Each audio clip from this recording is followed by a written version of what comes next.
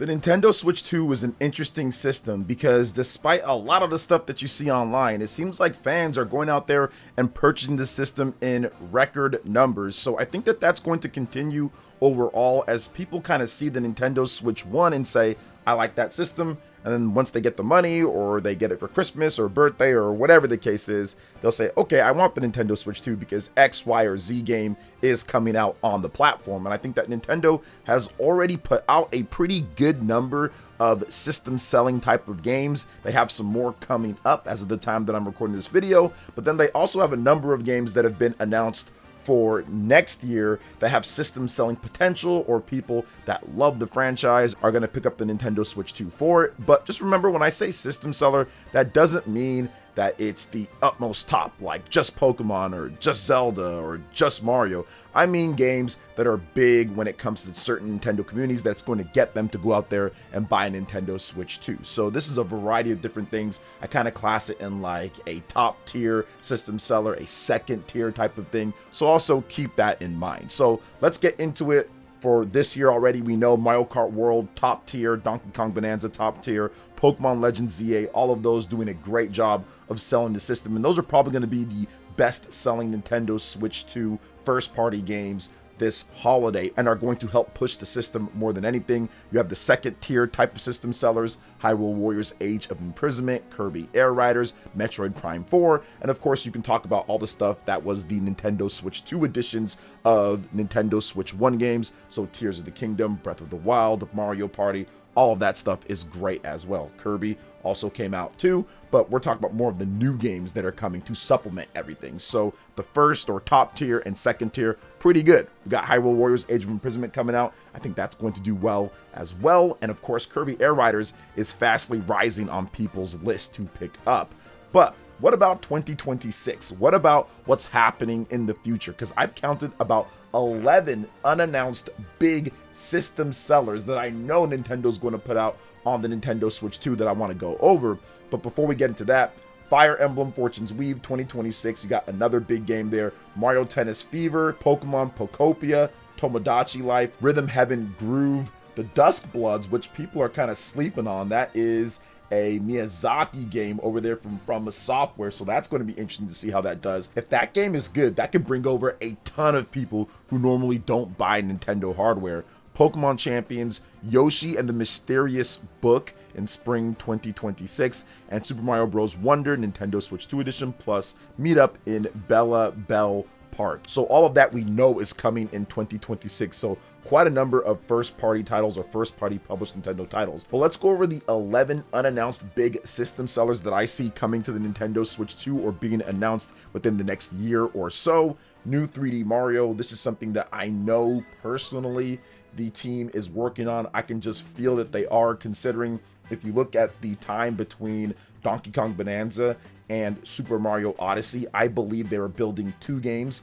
Donkey Kong Bonanza in addition to a new 3D Mario. Donkey Kong Bonanza was slated for the Nintendo Switch 1 first. They weren't going to do another Mario game, big 3D Mario game, on the Nintendo Switch 1, so they said, let's make Donkey Kong. It'd be better if it's on Switch 2. They got that wrapped up, but then they are also big enough to be able to have the first workings of the next big 3D Mario as well. So I do believe that that will be announced early next year sometime, maybe even before the Mario movie. So I think that is going to happen. 3D Mario was always huge. It's a system seller. We saw what Super Mario Odyssey did overall. Heck, we even see a little bit of what Super Mario Galaxy is doing and how it's topping the charts and helping people pick up the Nintendo Switch 2 as well. So I see 3D Mario being one of the quintessential system sellers for the Nintendo Switch 2 in 2026 or 2027, whenever they do decide to launch the game. New Mario Party. Sometimes people underestimate how big Mario Party can be. The Mario Party games on the Nintendo Switch 1 absolutely helped move systems. There were multiple ones, between the remake of a ton of great mini games with Mario Party Superstars to the actual Super Mario Party that helped really push things. That game just kept selling throughout the whole life of the Nintendo Switch 1 and got a Nintendo Switch 2 edition as well. So I can see a brand new Mario Party coming more sooner than later, and that being a big deal on the Nintendo Switch 2, as it's not going to be so segmented as what they did with the Nintendo Switch 2 edition when they had that extra content in there. I think they're going to build in all of that to the game. It'll be a much smoother experience when it comes to a brand new Mario Party on the Nintendo Switch 2 built for the system. Luigi's Mansion 4, this is something that they've actually already kind of just said, yeah, we're going to do Luigi's Mansion 4, which was interesting because they did that and it was kind of just like out of nowhere. But yes, Luigi's Mansion 4 is definitely coming. Luigi's Mansion 3 sold over 15+ million units. It was a massive success. That is upwards of 3D Mario territory. Obviously not as high as Super Mario Odyssey, but Luigi's Mansion sold just as good as many other major 3D Mario games individual releases. So I absolutely see them hard at work, especially with Nintendo purchasing next level games. You know they were working on that next big Luigi's Mansion, and this could be a graphical set piece, a showcase for the Nintendo Switch 2, as Luigi's Mansion 3 still looks really good. If you go on the Nintendo Switch 1, the only downside is it's 30 FPS. But if you get outside of that, if you just look at the game, it is one of the better looking titles. It looks fantastic. So I can only imagine what they're going to do with the power of the Nintendo Switch 2. It's going to look really good overall, which Luigi's Mansion has always been one of the better looking games, from the original on the GameCube to the 3DS to the Nintendo Switch 1. They do a great job with the vibe and like the cartoonish look of it, but even the technical aspects overall. So I'm expecting a really good looking, and of course 60 FPS this time, Luigi's Mansion 4, and some new tricks up their sleeves. I wouldn't be surprised if there's some different types of gimmicks and playable characters that we haven't seen before. They did the Luigi in Luigi's Mansion 3. I expect them to do something kind of different with another playable character, or co-op, or even maybe online cooperative play overall. So looking forward to that when they decide to reveal that game. 3D Zelda, that's always going to be a big one. I think a lot of people, when it comes to system selling, like what do you buy a Nintendo system for? Mario always comes up, but then Zelda is pretty much always right next to it. And yes, there's going to be another big major 3D Zelda game, although I do think that it's not going to be the large scale like Legend of Zelda Breath of the Wild or Tears of the Kingdom. I think they're going to go back to more of the traditional format of the 3D Zelda games that started with Ocarina of Time. I think they're going to look at that and create more of a curated, pretty good experience with some freedom here and there, with a smaller, more condensed Hyrule, so they don't have to spend 6, 7, 8 years or something building that out with the graphical quality that you can with the Nintendo Switch 2. I think they're going to say, hey, look, a little bit less is more in comparison to The Legend of Zelda Breath of the Wild and Tears of the Kingdom, but I think they're still going to have elements of the freedom within Hyrule. So you're going to get some open-ended planes and be able to tackle dungeons maybe in the order that you want, but they are going to be highly curated dungeons that really kind of suit to what we saw before with Wind Waker or Twilight Princess or Ocarina of Time. I really think they're going to do that, and a couple different reasons, because people have been talking about it, but also because of development time. I just think that if you build out something as big as Tears of the Kingdom or Breath of the Wild, it's going to take way too long. I think they're just going to want to kind of condense it a bit, kind of get back to some of the root, but still pull in those Breath of the Wild and Tears of the Kingdom players with freedom to explore Hyrule in the open and make that more condensed and awesome, but then also have those big set piece dungeons that are intricate and elaborate overall, that are going to appeal to the people who do like Ocarina of Time and Twilight Princess and all that. So I think it's a challenge, but they're going to get that done, and I think that they're going to announce that within the next year or so. Next up is a serious new 2D Zelda game with Link. I think that if they do a serious 2D Zelda game where it's a brand new one and they put a lot of time and attention and detail into it, I think that can also be a bit of a system mover as well. We saw that Echoes of Wisdom came out a little bit later in the life, so its, I would say, impact is going to be a bit muted. But if you looked at Link's Awakening, that did really well, and it helped sell the Nintendo Switch Lite because they launched pretty much at the same time. So that was pretty much kind of a system seller there. And of course, people were buying the regular Nintendo Switch V2 at that time, because that was about 2 years before the OLED came out. So I do think that a serious new 2D Zelda game could also move a number of units, not be the top tier system seller that a 3D Zelda game would be, but still very good as well. Now, this one might be the biggest or easily one of the biggest, and that is brand new Animal Crossing. Animal Crossing was an interesting test case when it comes down to it because it's always been a fantastic seller. It's always sold really well on any platform relative to the install base, with the exception of maybe Animal Crossing City Folk. But if you look at the DS game, the 3DS game, those all did great overall. So when we saw what happened when it comes to Animal Crossing New Horizons and it exploded in the COVID era, I'm not expecting it to do as good as that, but I am expecting it to do incredibly good because there are a lot of new people that had never played Animal Crossing that really liked that game, and it got them through a hard time in their life or a hard time in their family's life. And I think that they're going to be back for more when it comes down to it. Special edition Nintendo Switch 2 with it, I think that it's warranted overall considering how well New Horizons did. So expect that to be another massive system seller, pretty much a tier 1 when it comes to system sellers for the Nintendo Switch 2. Another tier 1 system seller is going to be Gen 10 Pokemon Wind and Wave. We've got the leak of this. It's coming out in 2026, and expect this to be absolutely explosive when it comes to sales, because it does seem like the Pokemon Company will probably not learn everything with Game Freak here, so I'm not sure if this game's going to be exactly what everyone wants, which is the greatest graphics in the world and all this crazy stuff and massive open world and all that. I don't think they're going to be like that, but I do think that with the new engine that was leaked, the Pokemon Engine X, and the better graphics and detail that we saw in that demo just starting out, I think it's going to be a step above what we saw with the Pokemon games on the Nintendo Switch 1. And I think it's going to be a good step into potentially getting to where it could be overall. But I do expect it to be a graphical step above easily what we saw with Legends ZA and of course Legends Arceus, and I expect it to be much better.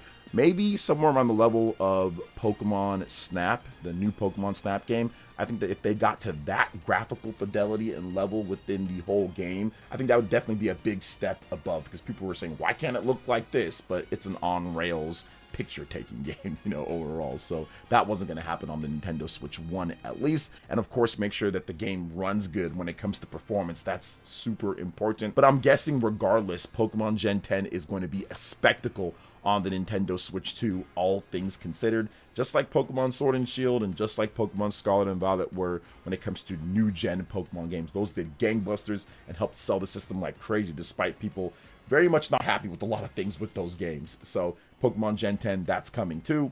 Next up, Super Smash Bros. And a brand new one, not a port of Ultimate. I think that Sakurai's already working on this. I think that Sakurai has had Kirby Air Riders done for a while now, and that's why he's been able to do as much as he's been able to do with the game. I think he's already filmed this for quite some time. Sakurai, master salesman, master editor, master, I would just say, presenter and execution and marketing, and he's efficient. He gets things done. So I think this game has been done, and he already has a proposal or has already had one in for quite some time, and I would expect Super Smash Bros. To be announced within the next year or so overall, and probably come out sometime in 2027. I know Nintendo doesn't want to wait too long before Super Smash Bros. Comes out. Since the GameCube era, it doesn't take more than 2 years of the launch of a new Nintendo system for Super Smash Bros. To come out, so I'm not expecting any different here. So at the most, I would say 2.5 years, and we can probably see the launch of Super Smash Bros. But I think that the announcement, who knows when that's going to be, but they're working on a new Super Smash Bros. Game, and I think that that's obviously going to be a massive system seller, as Super Smash Bros. Ultimate still to this day sells Nintendo Switch 1s and is one of the best selling games on the platform, selling over 35 million plus units. So a new Super Smash Bros. Game is definitely coming. Next up is one of the bigger system sellers in Japan, and that would be Splatoon 4 plus Splatoon Raiders. We already know that Splatoon Raiders is a thing. It's definitely a 2026 game, as Nintendo has not talked about it any more than just originally saying, hey, look, we got the Splatoon spin-off game. But I think it's going to kind of double back or pair to pair with a new Splatoon 4 game. It's been since 2022 since we've got a new Splatoon game. They did update it recently. If you're playing the game on the Nintendo Switch 2, it runs and looks better overall, 60 FPS in the plaza and everything. So that's definitely a good thing. And I think that they're kind of just getting ready for that next Splatoon game. And once again, that's probably going to be massive in Japan. Splatoon does good worldwide, but Japan, it is just a whole other beast there in terms of the competitive play and even the casual play of that. So expect Splatoon 4 to not be too much longer after the Nintendo Switch 2 launches here as well, as they like to have Splatoon games out early in the life, as we saw with Splatoon 2 on the Nintendo Switch 1. Then they made another Splatoon game on the Nintendo Switch 1, so I'd expect Splatoon to be a 2026 or 2027 type of big system seller for the platform. All right, this one necessarily isn't a big or tier 1 or maybe even tier 2 system seller, but I still think that there's a certain segment of audience that will say, okay, I'm buying a Switch 2 for this, and that is Monolith Soft's next game. Now, I know that Monolith Soft probably wants to sell more copies. Xenoblade did an admirable job considering that most of Monolith Soft games don't sell crazy numbers, even when they have big install bases, like with the PlayStation 2. Xenosaga did not sell any crazy numbers, and their best-selling games are on the Nintendo Switch 1 with Xenoblade Chronicles 2 and Xenoblade Chronicles 3, in addition to Xenoblade Chronicles Definitive Edition. All of those were million-plus sellers. Xenoblade Chronicles 2 was a 2.5 million seller plus, but we don't have updated numbers. Those are pretty outdated at this point. I know that Xenoblade Chronicles 3 was right near 2 million, but once again, those are outdated. Those all came out years and years and years ago. So I do think that they're going to try to probably move over to something that's going to have a bit more appeal, but still draw in those big RPG fans. And I think that the Nintendo Switch 2 is finally the system for Monolith Soft. Monolith Soft is a developer that is incredibly ambitious and makes massive worlds. You're going to need a lot of RAM. You're going to need a lot of system memory and resources for that. So Nintendo systems in the past, I would say, haven't quite fit everything that Monolith Soft can do, but they make the most of what they have. But I think now with the Nintendo Switch 2, they can truly bring to life their vision of a world and crafting that. So I think it's going to have better appeal overall. There's been issues with performance in the past with the Monolith Soft games, and I think that kind of held it down a little bit, but not at this point. You're not going to have that. You have a much better system. So I do think that this next big new RPG from Monolith Soft can potentially do better than what we saw with the previous Xenoblade games. People who play Persona, Final Fantasy, Fire Emblem, maybe they'll finally kind of get drawn into this more. So I do think that Monolith Soft's next big game can definitely help out to be a system seller in some degree. Now for the last game, it's a brand new 3D Kirby platformer. Kirby and the Forgotten Land was a sneaky system seller, selling over 8 to 9 million units plus on the Nintendo Switch 1, easily crushing the best-selling Kirby games out there, and that got Kirby to the big time. I mean, if you can sell 8 million plus 9 million overall, which it might even be higher than that, not at this point, because the Nintendo Switch 2 edition of Kirby and the Forgotten Land came out and people were picking that up. I do think that the next 3D Kirby game launching at 60 FPS with that updated visuals and what they can do overall, I think it's going to be a system mover. Kirby's kind of moving into the spotlight here. Kirby Air Riders, I think, is going to do great, get more people familiar with what Kirby is all about. Even though Kirby's been around for decades now at this point, Kirby and the Forgotten Land was truly like the breakout party that Kirby needed, I think, to kind of take it to the next level after this. Now, if you get 60 FPS from launch, because remember, that game was 30 on the Nintendo Switch 1, and you really get a very attractive, I would say, world design, and you use the extra power to really improve upon everything that Kirby and the Forgotten Land did, I think you're going to have an incredible system moving type of game, especially in Japan and in the US, where Kirby is incredibly popular merchandise-wise and everything. So those are my 11 big system sellers, kind of ones that people aren't talking about too much, and of course all the games that we already are getting that are going to help push the system. What do you guys think about this overall? I thought it was pretty fascinating. I made a tweet on it, so I wanted to talk about it in a video as well. So what do you guys think? Let me know in the comment section below. All right, peeps, that wraps it up for this video here. Thank you so much for watching. I do appreciate it. Please make sure you hit that like button, subscribe if you're someone new, click that notification bell, and check out my other Nintendo Switch 2 RPG content and more right here on screen. Thanks for watching, and we'll catch you guys for the next one. Peace.